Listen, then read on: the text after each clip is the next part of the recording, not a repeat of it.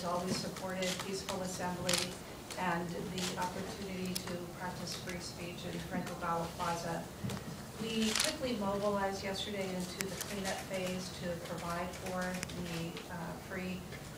the free speech practice and the assembly in the plaza. It is ready. I do have some requests that I am respectfully making if people choose. If people choose to protest.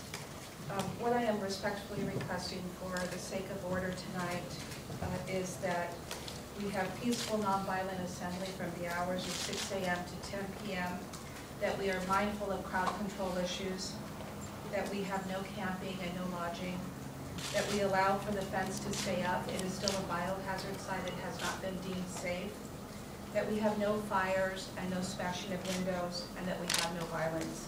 If we can have just these simple, reasonable requests, we believe that we can ensure safety in the streets tonight. And just by way of just providing some stats, the plaza is clean. All the debris has been removed. We collected 10 tons that has been taken to the dump.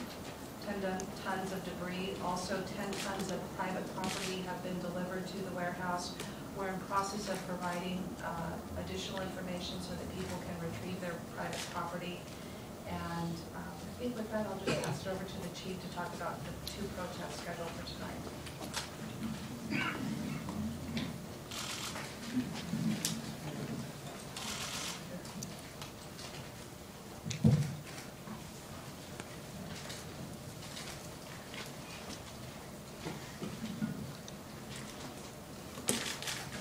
Okay, good afternoon.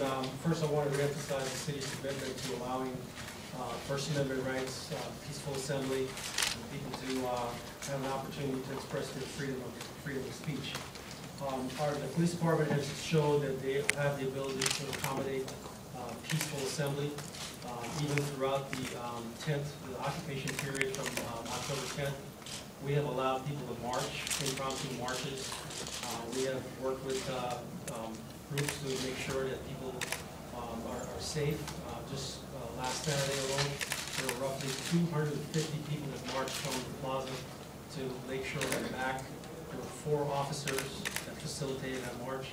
Other than a minor vandalism at the Chase Bank on Lakeshore, everything else was fine. And even throughout, like I mentioned, a number of marches took place over the last 2 weeks at the plaza with the same people that were very peaceful and didn't require much police intervention.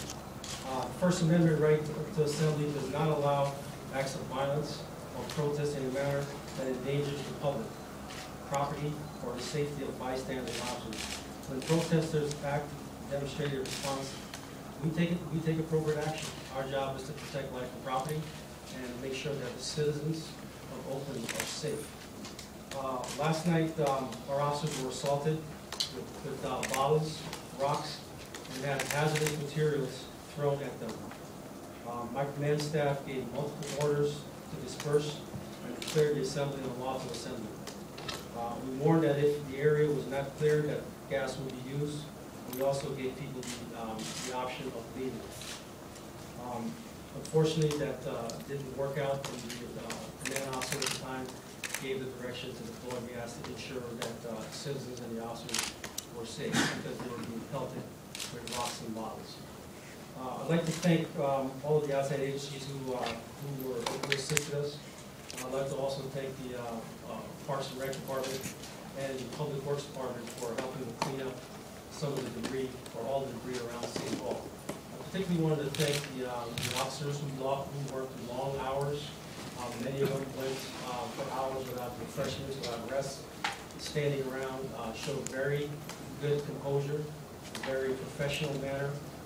Other than the incidents where we had to take action, I felt that the officers were professional in displaying their presence. Today we are going to continue our commitment to public safety and allowing the people to gather, march, and express themselves in a peaceful manner. That has been our intent from the onset, and we are committed to ensuring that. The plaza will be reopened soon if it's not already, as public health and safety conditions can be improved. However, no camping will be allowed overnight. We did have one unfortunate incident where one of the demonstrators were injured, seriously injured. We have treated that incident as a level 1 incident. Level 1 in our department is the same as if an officer used lethal force, which requires a higher level of investigation by our Internal Affairs Division, the Office of Inspector General, the District Attorney's Office, and this case is also reviewed by the Federal Monitor. It's unfortunate that that happened. I wish that it didn't happen, and our goal obviously is not to cause injury to anyone, but unfortunately this happened. We regret that this injury happened. We are also investigating any other use of force that took place that will be investigated per our policy.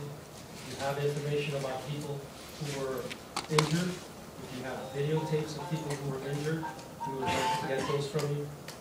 We are reviewing each case. I called for a major incident board review before this even happened, which will take place in about 2 weeks. And what that does, it allows us to review training, policies and procedures, and non-disciplinary action to learn what happened, to prevent any mistakes that may have happened, or to also provide training and make sure that the equipment that we use was appropriate and any policy changes that may be necessary. So as I close, we do plan on facilitating any other march that takes place, any peaceful march. We're prepared for that. We have sufficient officers available. There will not be a high police presence today, but we will be police available if necessary. And with that, I want to turn it back over to the mayor for any additional comments. Just the final words, I just want to say, you know, Oakland is a city that loves peace and progress. Most of the people, 99% of the people who were out there in those police adventures yesterday were peaceful. I'm really saddened by what happened. Most of you know, I've had a long civil rights history and been in a lot of demonstrations myself. And we're going to try to work with the community to make sure that going forward that we don't have a repeat of what happened. I'd like to ask you please to state your name and your media affiliation, and I'll call on you one by one. So Amber. Amber with Channel 2. We spoke with a lot of peaceful protesters who expressed extreme disappointment that they considered you a progressive mayor, and that we weren't here, and there was no secret that they interviewed us yesterday. Why weren't you know, I didn't think it was going to be last night. I had a long-standing appointment with the White House and a couple of other people because of some grants that we're working on. I took a red eye out of San Francisco on Sunday night, stayed up all night when I heard that the was in contact with the command center, and it seemed in the morning it went relatively very peacefully. This is what I understand from what I saw and from the reports in the morning. When I got on the plane yesterday, actually things were pretty peaceful. When I got off, it was very different. But you know, you get back, actually? I think 9:40, and by the time we got here, it was about 10:40. Mayor Quan? Can you state your name, please? Bob Kim, East Bay Express. But, you know, as you said, Oakland's a progressive city, and the progressives around the nation, internationally, are condemning what's going on in Oakland right now. They view it as an attack on the Occupy movement. In light of that fact, why didn't you work harder with the Occupy Oakland campers to run a clean and safe operation so they could still be there out front instead of demonstrations last night, probably another one tonight, probably another one tomorrow night, it's been going on for days? You know, I'm going to turn those things measure. You know, we met with them every day as we could. We had team meetings every day. We attended every one of their policy meetings. We attended every one of their assembly meetings. For the first week, you know, when there were dangerous situations, we requested that people do things like, you remember there was a structure out on the left-hand side.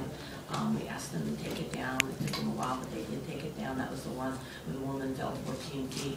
And when the firefighters responded to their 911 call, we weren't allowed to go in and help her. As the week went on, we had additional incidents like that. We had, I think, 27 calls for the fire departments and the paramedics. We had several reports of other crimes. We had the situation with the knife and etc. But, you know, I don't think that represented the movement. I think it only represented the situation at night.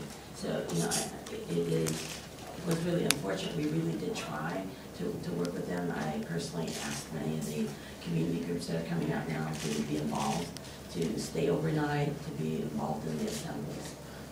But it just got, it really deteriorated last week. I think the Tribune article about the man who was struck in the head with a 2x4. It was sort of, for me,